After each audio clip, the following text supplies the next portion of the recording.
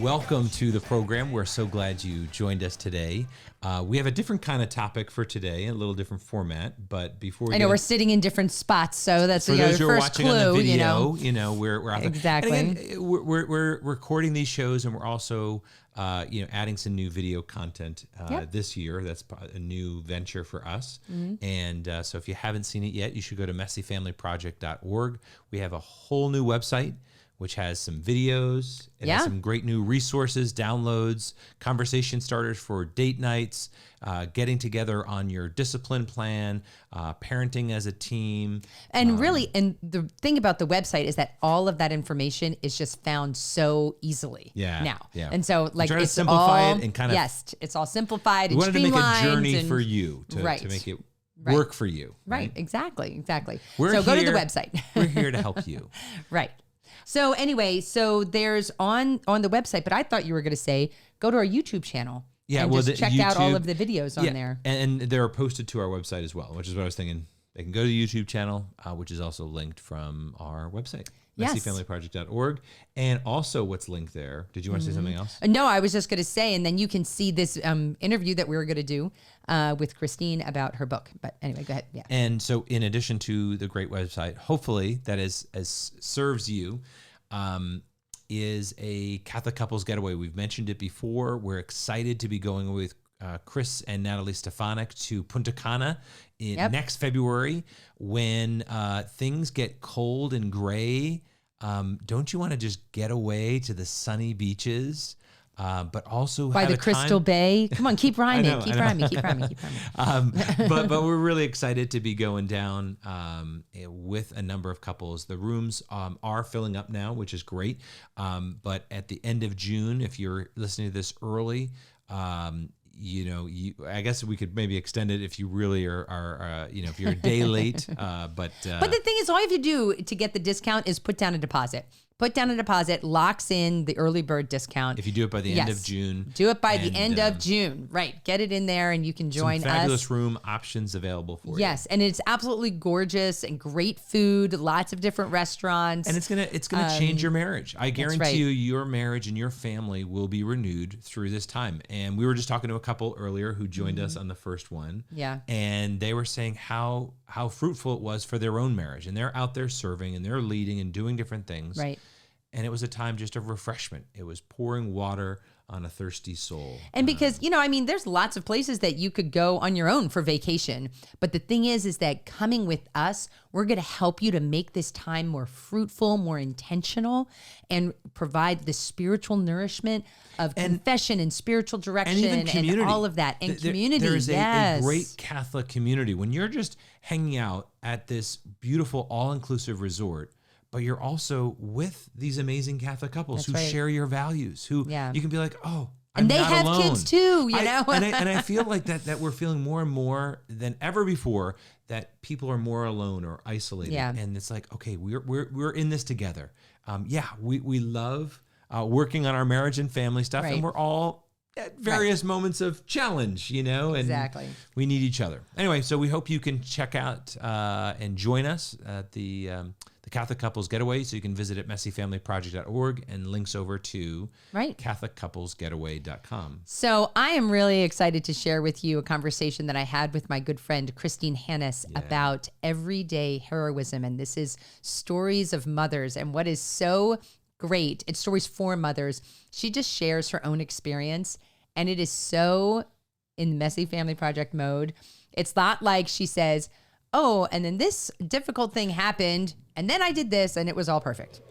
It's just more is sharing of, life is messy. Things are difficult. Things happen. And she talks about her own conversion and God being with her through all of that. So anyway, we laugh, we cry. You'll hear. I'm really excited to actually listen to it myself because I heard part of it as you were recording. But moms need this encouragement. So we want you to listen to this great interview that Alicia did with Christine Hanus on Everyday Everyday Heroism.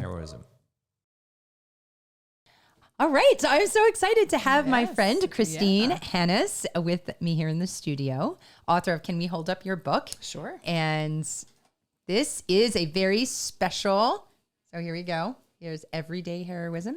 We have a very special episode today because it's just us. Yes. And we're going to talk about moms. We kicked Mike out of the studio. Yeah, we could sit here for hours and hours. For sure. Exactly. And it's like, you know what? Let's just, have him, we just use him for his technical advice and then just say, okay, get out now. Just kidding. But anyway, thank you for coming in. Thank you. To meet with me and just to talk to moms, especially young moms. Yeah. Right. So first, before we get into all of that, we know each other from Franciscan University. Mm-hmm. Were you in Trinity? I was, yeah. Okay. Ground floor. So, right. Mm-hmm. And you were in household was? Agape. Agape. Yes. Of course. Yes. So at Franciscan University, they have households, which are kind of like sororities and fraternities, but faith-based. Mm-hmm. And so I was on one floor in the Little Flowers. Mm-hmm. And then Christine was. Yes. And I actually knew your older sister, Regina, before you. And we actually talked, before I joined Agape, we had talked a little bit about a different household, like either starting a different household. I just remember meeting with her like one-on-one, and we were like, oh yeah. So she's a dynamic person I have enjoyed. So. She is. Yeah. And actually, you know what she does, writing for us for our ministry. Yes, I knew that because I Google you, I read about you, Yeah. Yeah, so we're just like amassing like our family members, to work with us. Yeah. But yeah, she is so dynamic. And anyway, so we've known each other for a long time. And and I'm trying to think, I think I knew Pat, your husband, from education classes because we were in education classes together. And he is a teacher, principal. Yes. Right? He is now, yes. He was a teacher and then a principal. And he tells stories about Alicia playing the guitar and singing with the kids. And then you sang at our wedding. Oh my remember gosh, that? I don't even remember. I knew you were going to forget that. Yeah. Wow. Yeah. Where was your wedding? At the chapel. Okay. So that's, yes. And so you even dragged Martin in to do a song. So, it was all in the family. Yes, so, exactly. Well, see, these are the funnest kind of interviews for me to do, just to be with old friends. Yes. And the one thing that I find so encouraging is looking back over my life and seeing all of the ways that God has blessed me with relationships with such wonderful people. Yeah. And we have been in the past 30 years or whatever. Got me tearing up on the first few minutes. It's so true. It couldn't be a woman podcast without crying. That's right. Right. I cried during podcast.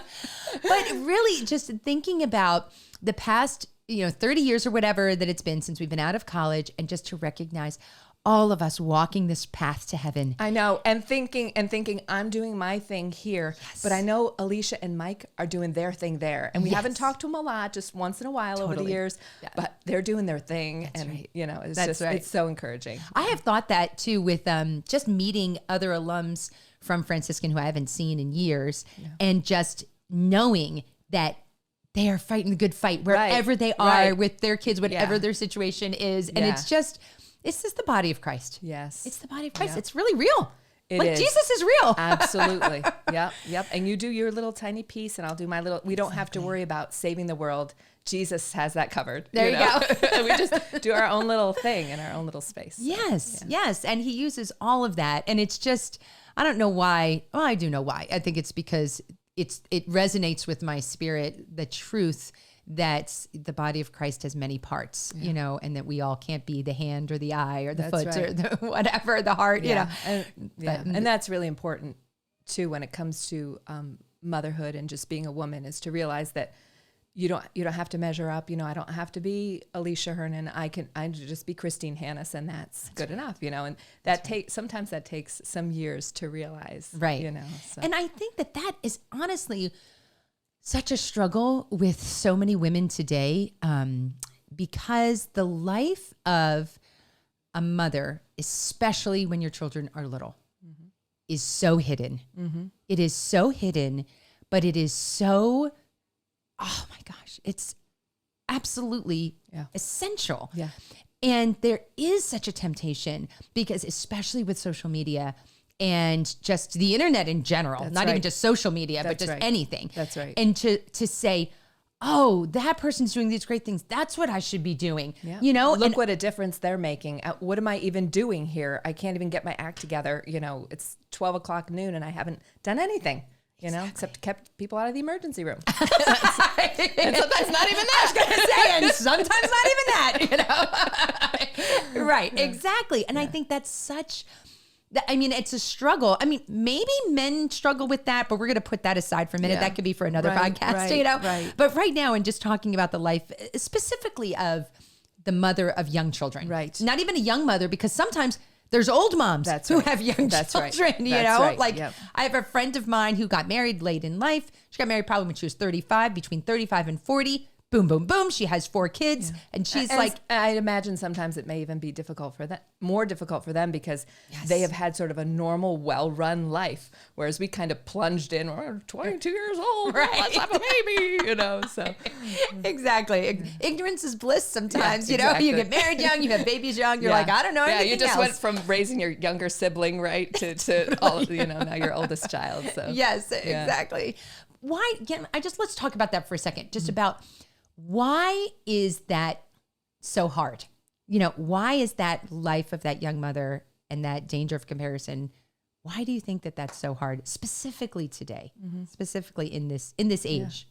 No, I think you hit on it when you spoke about, you know, social media or just, you know, really so much exposure to so many different people doing so many different things. And you're trying to figure out, you know, you're still trying to figure out who you are in the world and where you fit in and how you can make a difference. For me, when I was young, I really was very passionate about making a difference, especially in, you know, evangelizing. I love the Lord. I could see that he was the answer to everybody's problems. And I got a 4-year degree. I started teaching English. Then I had already gotten married we both got married very young. Right. Yeah. Halfway through college. I mean, halfway through my senior year in college, actually. Right. And then had a baby within about a year. I got pregnant within a year. And then started being a stay-at-home mom. And all of a sudden, I wanted to be a mom. I prepared to be a mom. Yes. I was passionate about being a mom. Yes. But all of a sudden, I was at home with a little baby, and my husband would go off and teach, which is what I wanted to do. And I could, where I was living, I could literally see him go off to school, and I could see the kids go back and forth between the school buildings during the day. And I was like, I could do that, you know? And in the meantime, I had one very well-behaved little baby. And so I was kind of, you know, I was just reading a lot, and I wasn't even a very good housekeeper because I would just be like, I guess I'll just sit here and read because that's what I really want to do. But God in His wisdom. There's a point in that, actually. God in His wisdom gave me, I got pregnant again within 4 months after Patrick was born, which was a huge surprise. Oh, wow. But it was good for me because I was kind of slumping. God is in all things. Yeah. So God was like, you know what? This is too easy for you. Or you got to give her another kid. Yeah. And then maybe she'll clean her house, you know? Like, okay, I'm awake now. Right. I've got 2 kids. I'll clean my house at least a little bit. So yeah, but I did. I struggled. And that's why I started like journaling and writing about these things and thinking about these things, about what it means to be being mom. Curious about those feelings that you're having. What's going on there? And here's a little story too. When I had Patrick, you know, you go through labor for the first time and you're like, oh my gosh, I'm like an Amazon woman. I'm so, I got through it. This is great. You're just so like, you have so much adrenaline, and I'm leaving the hospital with my newborn baby. And all I could think was, I want to come back to the hospital and like tell all these women that they can do it and just encourage them and be like, oh yeah, it's so hard, but just hang in there. You're going to have a baby soon. So, I mean, I was literally in the elevator with my baby thinking, I want to come back and talk to the women here. So that has always been a passion of mine, just to encourage. I was going to say, it sounds like you're just an encourager. Yeah. That's the gift God's given you. I can't stop. Like, you know, you see people on planes, you're like, oh, you're doing such a great job. And they're like, who are you? But it's definitely something that I've always had inside of me to encourage other women. And and yet when I was at home with my kids and stuff, and I had all this passion that didn't really have any place to go. And so then I started thinking about how important it was, this hidden life, this little way. And as I learned a little bit about Saint Therese of Lisieux, I realized that, you know, to be holy, you just don't have to really do anything except the next step, God's will for you. Yes. And I wanted to be holy. I wanted to make a difference. And then you look at, this has really been striking me lately a lot. You look at the life of Christ. The he's the second person of the Trinity. He's God made man. Yeah. And yet for 30 years, he had such a hidden life. What was he doing? Yeah. And I've been meditating. I've been trying to think about that a lot. What a great point. Just like the young mother, she may say, I am 30 years old. I haven't, I'm not doing anything great. That's right. But that's what Jesus did. Or we don't even know what he did. Right. Or you could do it I've been thinking about this. I've been doing the motherhood thing. I've been pretty much a stay-at-home mom, and then I was a homeschooling mom. Yeah. So I did try to break out and do some different things, but I never really had opportunities that I see other women of having like a little bit of part-time work that really fits with their vocation as a mom. I wanted to do something different, and I did do writing, but it was really, I never earned a paycheck. I never earned an extra degree. So I was just kind of really wondering what the next step would be for me once my kids were all grown. I'm like, what am I going to do? I don't even have anything to put on a resume. And so those were concerns of mine. But when I got to this point, I realized it's been 30 years, that I have been hidden and that I've been in the home and dealing with a lot of things that don't seem important. And then all of a sudden my family, because I have 5 children, it just exploded. And within 2.5 years, we went, I can't even remember the numbers now, but we more than doubled in 2.5 years because my 4 oldest kids all got married. In 2 years? 2.5 years. Oh my goodness. 2 amazing girls. Praise the Lord. Oh, you have all boys? The oldest 4 are boys. Okay. So they all got married. And you have 5 new daughter-in-laws. And the 2 oldest weren't even dating anybody. So they're like in their mid-20s, late 20s. A little over 25. They found the right person that was like, boom. Yeah. And so they hadn't dated anyone. They got married. And then the other 2 got married shortly thereafter. And now we have 3 grandchildren, 2 on the way. Oh my goodness. A couple little ones in heaven, miscarriages. So it's like all this fruit came all at once. It was just, and that 30 years of preparation that I had of being a stay-at-home mom, of a homeschooling mom, and then all of a sudden everything exploded. And they're all serving the Lord. They all love the Lord. And that isn't always necessarily the case, even as faithful parents. You can do the best job you can. That's right. They won't necessarily all be following the Lord, but mine actually are all doing that. So I can see the fruit so clearly, that. And I think that that's the thing, is to recognize, and this is what is so hard because it's such the long game. Mm-hmm. Exactly. Especially when children are young, I think we really underestimate the power of their formation in those first 6 years, in those first 10 years. And that what you were doing, what moms are doing, is that they're not staying at home just for the sake of staying at home. You're not a recluse, like you're staying at home for this very essential purpose. And that you're building up, you're forming, there's no more efficient or even economical way to form a person than within the family. Yes. And so, you're building all of this up for all of this time. And then, like you said, then all of a sudden, boom, all of a sudden it flowers. We were talking about asparagus before. We were. we were outside and when Christine pulled out, I'm looking at my garden and I have all these strawberry plants and I was like, oh, last year I planted them. And then I had to take off all of the flowers so they wouldn't bloom the first year. Right. But then she mentioned asparagus. How long does asparagus take to, is it a year, more than a year? A year, well, you do nothing. And then the next year, maybe you can pick a few, I believe. Right, I'm not an expert, but I did get a bunch of asparagus. So I guess I did something right. But I was like, I don't think I'm that patient, to wait. But it's really kind of like that. Absolutely. But it's not just 1 or 2 years, obviously. It's many years. Yes. But you just kind of have to believe, and it just feels like a waste to pull all these flowers it's an off. Act of faith. And I've been thinking about that for young people, even to have children. There's fears involved. True. But you have a baby, and that is a huge act of faith. You're saying to the Lord, I believe in you. I believe you can protect us. You're in our future as well as our present, and we're gonna engage upon this adventure with you, even if we're a little nervous because of maybe the way things in the world are going, and it's maybe not as hospitable or to the way families that we were, or the ways that people look at themselves and they're like, I had such an awful family life, or I was raised in this way and I'm just so afraid. That's right. Of making, what would you say to those moms? Because I mean, that's the situation. We run across a lot of couples who maybe they had a conversion in college, you know, they just came to know the Lord as an adult or even as a teenager. Like God just kind of like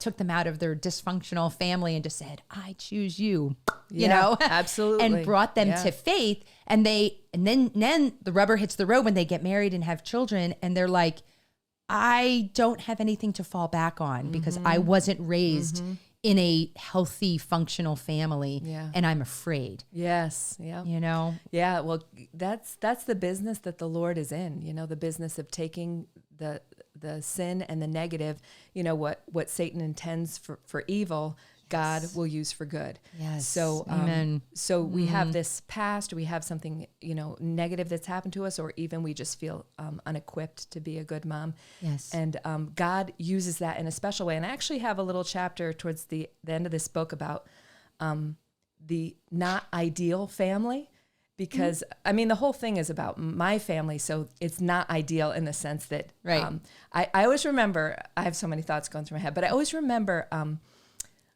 hearing it's a little more common now to hear that family life is messy, but I literally remember the moment I first heard that family life is messy. I was in like this catechism class of some sort, probably 10 years ago, and the man who was speaking, he actually works for the Catechetical Institute now, Bill Kymick. Oh yeah, he was teaching the class, and he was like, you know, he said something about family life being messy, and it like hit me. It was more than 10 years ago. I was like, wait a minute. Like all this I've been struggling with as a mom, like the fact that every day my family life is tanking and every day I'm crying at some point or another, because my kids were all born close together. So I had like really major chaos with 4 boys and a girl for a number of years. And every day I would cry for a period of time. It would just happen every day. It was just a given. Yeah. And I was like, wait a minute, I don't have to, because I was trying to be in control of everything and just take the reins. And if I'm a good disciplinarian, if I'm really organized, and if I know how to do this and that, and if I, you know, but I realized that, okay, it was just a light bulb that went on. I knew that I really felt like, okay, it's okay not to be perfect. And that's what it's like for, you know, anybody who comes to be a mother.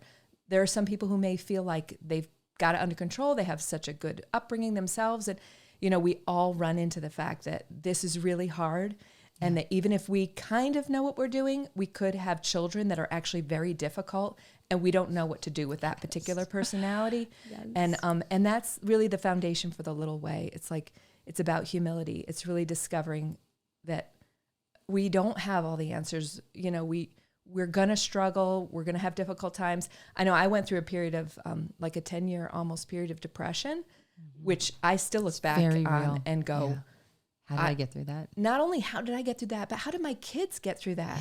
Like did it hurt them? You know, was I attentive enough to them? I was all about inside my guilt. own. Yeah, right. So no matter, I think no matter what you come into parenting with, if you just stay close to the Lord, have that intimate daily conversation with the Lord, reach out to him. We all have to realize that we don't have all the answers, that we need the Lord. He's our Savior, and he's going to help us to do this. You know what? One of the things I love about your book, and this is why I want moms to get this book and read it, is that when you tell the stories, it's not like, and then I did this and everything was great. You say, here's the situation. Like I read this situation at Mass. We went to this beautiful shrine. This kid was freaking out. This kid was throwing their cup. My husband had to climb over someone literally in a wheelchair to leave the church because the child was screaming. And then you just like end and you say, and these are my reflections. And so it's so awesome, because what just kind of like grates on me sometimes is that if reading a book that says, here was this situation, and then I did this one thing, and then it was all perfect. Right. And sometimes those things are helpful. Yes, you know, they are helpful. But sometimes they're not, because that makes me feel like, oh, well, I tried that and it didn't work for me. Right. If only I could get my act together. Exactly. Yeah. And like, I'm wrong. But what I've come to realize, and what you bring out so in a great sense of humor and just so well, is that sometimes that's just the way it is. And God is right there with you. That's right. And it's okay. Yep. It's okay. Yes, you were very embarrassed. Yes. And yes, that felt like a waste of time Yes. to go to Mass, but God was still there. Yeah. And it is what it is. Yeah. Yeah. And sometimes it's like, yeah. And I think that sometimes when moms who kind of talking about that mom who maybe had that conversion, who doesn't have an experience of family life, they would look at their situation in Mass like that. And they would say, it's because I come from this family. And I think you and I would say, no way. Yeah. That's just the way it is. Right. That's right. For years, I wasn't even aware I was at Mass. I would just be done with Mass. I was, missing an earring and my foot had been stepped on 10 times and, oh, Lord. and I was like, I just went to Mass, So it is really hard, just to sort of, I think we need retreats. That's actually what this book is about too. It's about just pulling back for a few minutes. Yes. Pulling back for a few minutes and reassessing, okay, this is why I'm doing what I'm doing.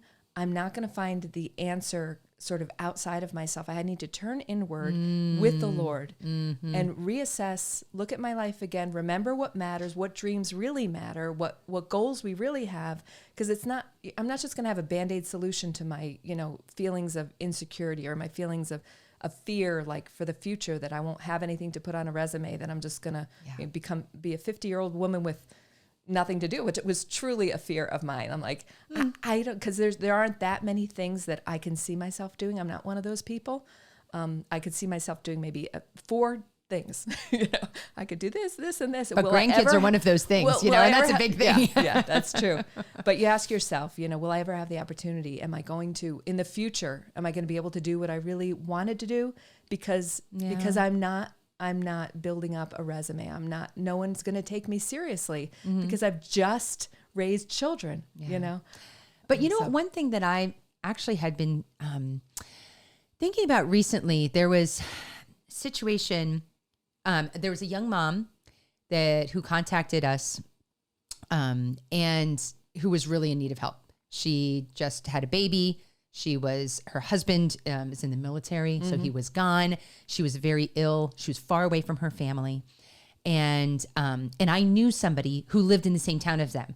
And so I contacted that other mother and said, hey, can you, and she was an older experienced mom. Yeah. Can I try to connect them? And this older mom was like, absolutely. Yeah. And you know what it struck me? One of the reasons that she was able to do that is because she was a stay-at-home mom. Yeah. And she had that freedom because she didn't have a job. Yeah. She didn't have anything else to do other than serve her children and serve her community. Yeah. And I really think about that. Not that I'm saying it's wrong for mothers to work. Right. I'm not saying that. I'm working. Right. Messy Family Right. Project, this is my part-time job. Right. So, and I've always had little side hustles. But I think that it's good to recognize that those women who live lives outside of the professional world where they don't get a paycheck, in many ways, for thousands and thousands of years, kind of helped keep society together. Yes. Because they were the women who did that volunteer work. Yes. They were the women who were in the schools helping. Yeah. They were the women who were in the nursing homes. They were the women who were in our civic organizations. They were the women who were keeping everything beautiful and running well. Yeah. And now so many organizations like that are dying out. And I think one of the reasons is that women have kind of lost that pride of place somehow. And so there is so much that the world needs that can never be compensated by a paycheck. Yeah. And so true. I'm really glad you brought that up because I think volunteerism is so important, and not just volunteerism, but like you said, having the time to do things. And I think,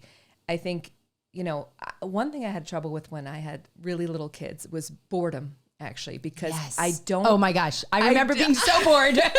Yes. I'm not really great with little kids. I prefer older kids. Like when I started homeschooling, I was like, okay, I can do this. Homeschooling. Right. But when they were really little, I was like, oh, that's a great Lego tower. That's wonderful, I'm going to lose my mind. Yes.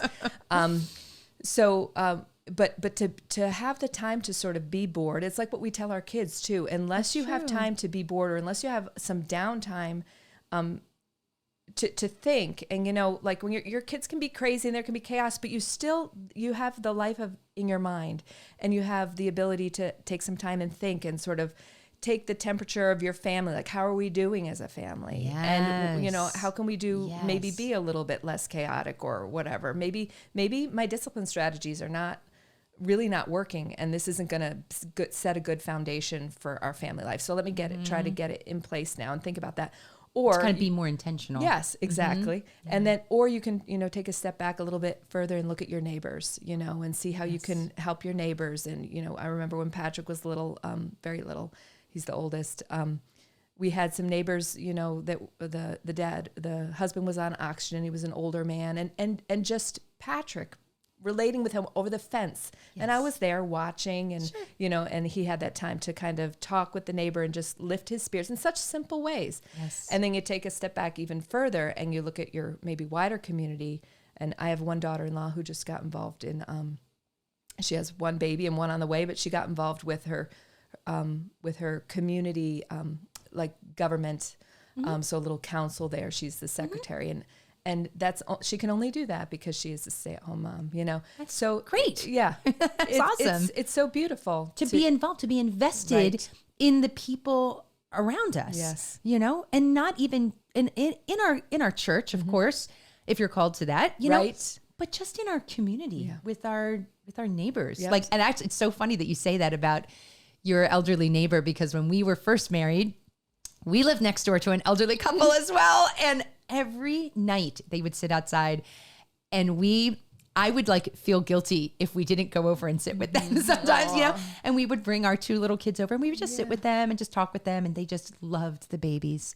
I mean, they just loved, I just remember the lady she would pick up Pat and she'd go, "He's heavy as mud. He's heavy as mud." I'd never heard that I term just before. heard that expression too, because I have a grandson who's as heavy as mud. And I was like, this must be a Midwest thing. I'm from the East Coast, but okay. Yeah.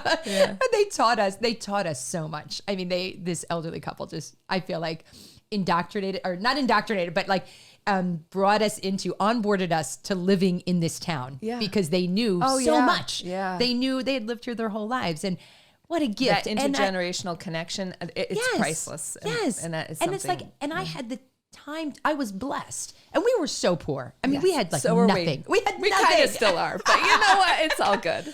But the thing is that what I did have is that I had time. Mm-hmm. After in the evenings, I wasn't frantically trying to get ready for the next day or do housework or whatever. Because I was at home all day. Mm-hmm. And so I had the time to just go and sit and just be with that couple. And I hope that we were a blessing to them. And they've both passed on now. We corresponded with them forever because they went to live with their children, but whatever. Mm-hmm.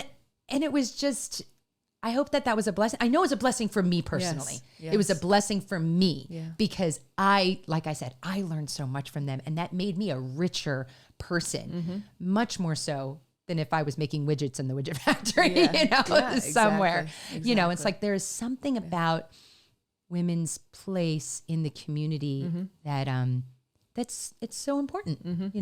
Yeah. One thing I just want to get back to 1 second to really help those moms. One thing that you kind of have talked about or touched on several times is that interior life. Mm-hmm. And so when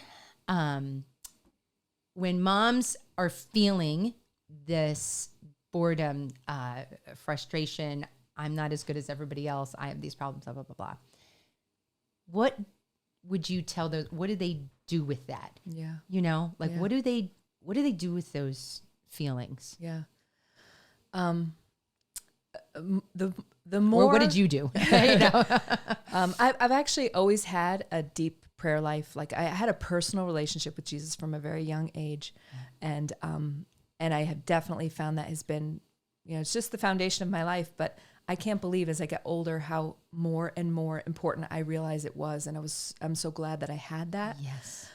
Just to pull back for a few minutes and to be with the Lord and to recalibrate and to kind of go to that place. That's right. Yep. And that place is a peaceful place. If we take the time to develop that relationship with Christ, then all it takes is asking him, saying to him, right? So it doesn't have to be hours of prayer? Right. You do, or they don't have hours of prayer. Or again, anybody really teaching you, although there's good methods for prayer and we can learn a lot from not only the saints, but from people in our lives who can help us interpret what's, the saints teach about prayer and that sort of thing.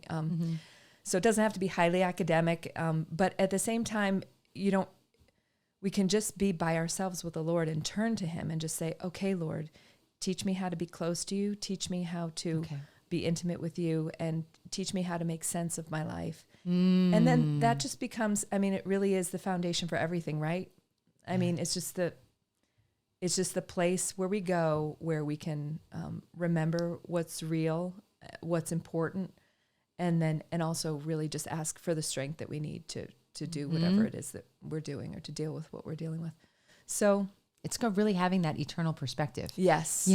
Because this world is not all there is. That's right. This is not all there is. This is not. We're living in this, this temporal landscape, but we're really playing on a divine landscape. That's right. And we have to remember that. And it's hard in the midst of the throw up and the poop and the, and everything, or the panic and the fear about your husband's job or whatever. Yes. And even now, a sick child, right, the right. influences out there that are on our children, like all right. of that. It can be overwhelming. And even after all these years of practicing that, I'm still not great at it. I'll find myself getting worked up in a tizzy, and then taking that moment again with the Lord, just, a quiet moment. Do you remember who it was who, the mother of, I think the Methodist, the man who started the Methodist movement, John Wesley? Do you remember his mother would put her apron over her head? No. She would take her apron and just put it over her head and create her little prayer space. And I've thought of that so many times because, how often can we hide in the closet just to pray for a moment? Yeah. And just to find that space to go inward and to meet the Lord there and to get, recharged, refocused. Yeah, exactly. And recognize too that he cares about everything. We don't have to get all fixed and washed up, and do our hair and put on our makeup to pray to the Lord. Yeah. But he wants us just come. Yep. Just come right where you're at in this moment, in this sorrow, in this panic, in this boredom, in this whatever. Just come to me. Just come to me. And he'll show up. Yes. I just really believe that he cares. I used to do with my daughters when we would even go shopping for dresses. I remember going shopping for 8th grade graduation dress with Katie when my oldest. And I just said on the way there, let's just pray. Let's pray. Do we believe that our Heavenly Father knows every hair on our head, that he, cares about the sparrow, know? Yeah. Of course he cares about us. Let's ask the Lord. Let's ask the Holy Spirit to help us find the right dress for you. That's right. And it's that's the kind of God that I'm in relationship with. That's right. Yeah. Who cares about those and things? That's kind of going out on a limb, but that's how we teach ourselves as we're teaching our children that it's God's actually really there and he's really faithful. Yeah. It's not just all talk. It's if we have a problem today, let's bring it to the Lord. Well, in the back of your mind, you think, well, what if he doesn't help us find a dress? What if this hurts my child's faith? No, you don't think about that. You just for yourself and for your children, you keep saying, we can rely on God. He's trustworthy. Let's get specific. Let's talk about what our needs are today. Let's ask him and he's going to show up. And it may not be right away, but in retrospect, we'll see how he answered our prayer or how that prayer that was kind of a selfish prayer and that we didn't, need that or, or whatever God allows, we accept that. That's right. Because say we found a dress that was more money than we thought, and maybe that God allowed that because he wants us to work harder in this other area. I know. He's always working on all these different levels. We don't know. We don't know. But it's usually more than one thing he's doing. He's usually doing a bunch of things. And it's very beautiful. Right. Let's talk about husbands for a second. And I know that in the book, at the beginning, you say something to the effect of, marriage is very important and husbands are very important, but we're just going to focus on moms. Right. But I'm just wondering about just you, on I guess, in talking with young moms and working on their relationships with their husbands because, young moms being at home with kids, some of them working too, their husbands come home, they're also tired. Yes. What would you say to them in working on their marriage, and working on loving their husband when they're already exhausted? Yeah. So much. I know that's a loaded question. Sorry. I have an amazing husband. You do. He's just from day one, the two of us, we prayed before we got married that we would be like-minded. So that was a really good prayer to pray. That is a good prayer. And I think, we just came into good sync with each other before we got married. But it is really difficult for a mom who doesn't have a supportive husband to do her job, and vice versa. But true. Again, God shows up. He understands our circumstances, and he'll make up for where our God lives is with are that lacking. mom too. Yes, absolutely. But when it comes to I did have that situation where my husband would come home, especially when we were young. He would always come into the kitchen and want to give me a hug. And I was like doing 100 things, because I'm either doing 100 things, or if I get a moment by myself, especially when I was younger, I would just go read, just be by myself. That's the way. You're like, go away. I don't want to talk to you. Don't hug me. Don't eat anything. Right. Like, I'm really busy, even though I was just reading for an hour when the baby's asleep, but I'm really, really busy right now. So I remember coming to that point. I have these, I don't know if you're the same way, but maybe it's because I'm a writer and I do journal about them. So they become like these moments in your life where you're like, a snapshot. That was the moment that changed, where I said to myself, I need to stop what I'm doing. And I need to hug my husband. And how many women would just give everything to have a husband like my husband, or even if he was a bad husband, just to take that moment and give him what he needs, because that's going to make him a better husband, whether he's good already or needs a lot of growth. Yes. So I would just take a minute and just give him a hug. And then I could feel him just like be so appreciative of the fact that I would stop all the really important things that I'm doing and be there for him. And it's giving, it's saying to them, you're important. That's right. You're important. And you're even more important than the kids to me, which that's right. Which is a message that's hard to get through when you're so busy dealing with all their needs. Yes. Our husbands have to be first after the Lord. They just have to be. That's the right order of things. A lot of times what moms will say to me is like, I don't have anything left to give my husband because I'm so exhausted, with the children, and I'm busy or distracted. And I don't have time to give to him because I just need him to help me. Yeah. Yeah. I mean, what do you? I mean, those are hard situations, but again, we don't have the ability in and of ourselves. We have to go to the Lord. So just if there's any situation that we have where we just feel like, I can't do that, that's when it's time to just get really serious about asking the Lord every day. Beg him every single day. Yes. Fast. Do something. Get serious about it. If you don't have the energy for it, but it's important, then you do what you can do. And what you can do is pray. Beg the Lord for that grace. Because that marriage is so important. Because the best thing you can do for your children is love your husband. That's right. And him love you. Yeah. And then I feel like that kind of gives those kids that security, like somehow in their little subconsciouses, they know that their very existence depends on these two people somehow. Mike, go ahead. Were you going to tell a story? No, go ahead. No. Just recently, there was my oldest granddaughter. She's about 1.5 years old. And I think it was my son, Dominic, who was holding her. And like right before bed, and she was just cuddling and looking up at him. And she was just really quiet. And she's like, Mommy. And he could just see something was really going on with her.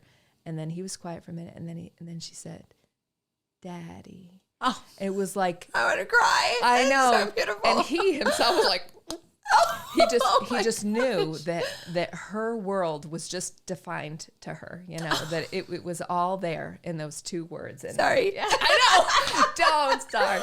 Okay. Like, why is that so beautiful? You know why I think it's so beautiful? Sorry. Is because that's the longing of our hearts. Yes. That's the longing of the heart of every person. That's right. Is to look into mommy's eyes, daddy's eyes, and just to know that love. Yes. And ultimately, what are our parents doing for us? What are we doing for our children? We are forming their hearts to be able to look at the face of God the Father. That's right. That's why Jesus came. Jesus came to show us the Father. That's right. And the deepest longing of our hearts is to know the Father. Yeah.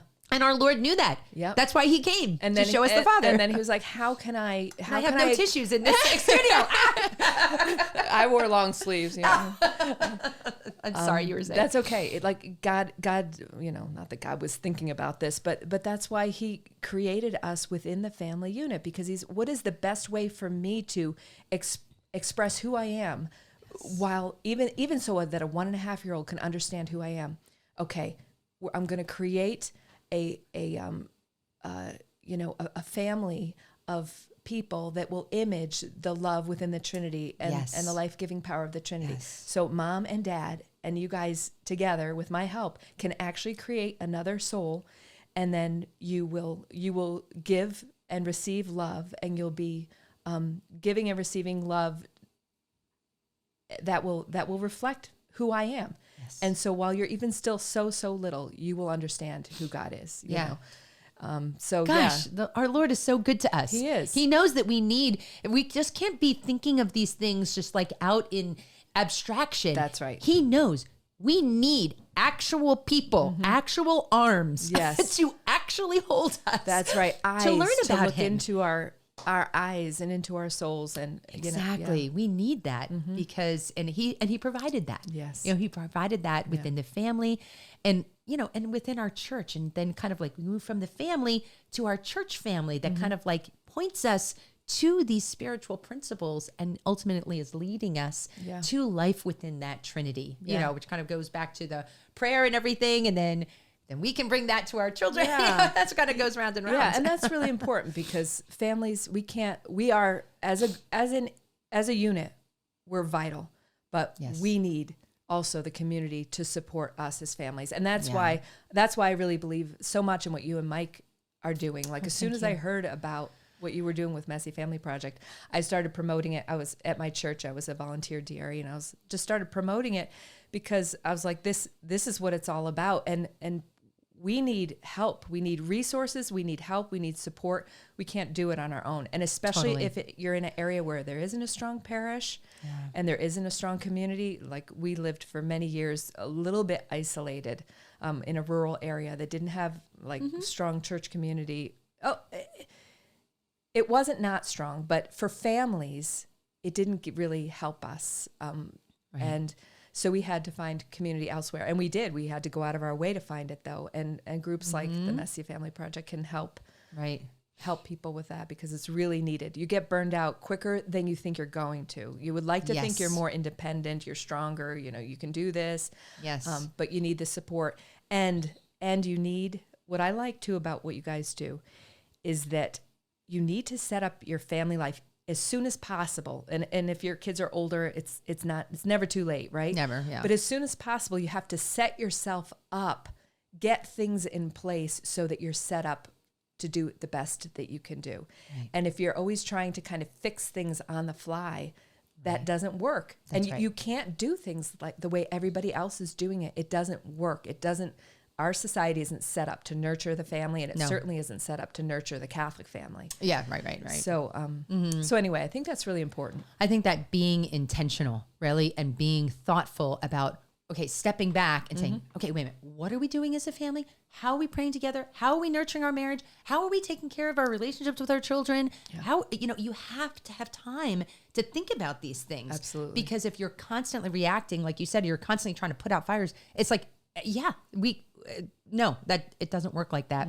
And I think what is not unique, but what is difficult about today's family is that our society and the values I've come to realize, we used to say that the values of the world, that the world isn't supporting or helping us teach our children or communicate those values, but it's getting to the point where the culture of the world is actively trying to undermine and separate parents and children. So it's not even like they're just not supporting our values, but they're actually trying to separate us from our children and literally saying, you don't have the right to tell your children what to do. And I'm like, and even if parents don't know the truths of the church, when they hear that, They feel like know parents that's today wrong. are like, Yeah. that doesn't seem right, you know? Yeah. But at the very least, it could shake a parent's confidence in what they're doing. They could say, that doesn't seem right, but yeah, I am really busy. Maybe I should just go along with whatever the school's saying or whatever this group is saying. Maybe I should do that. And at least causes them to question.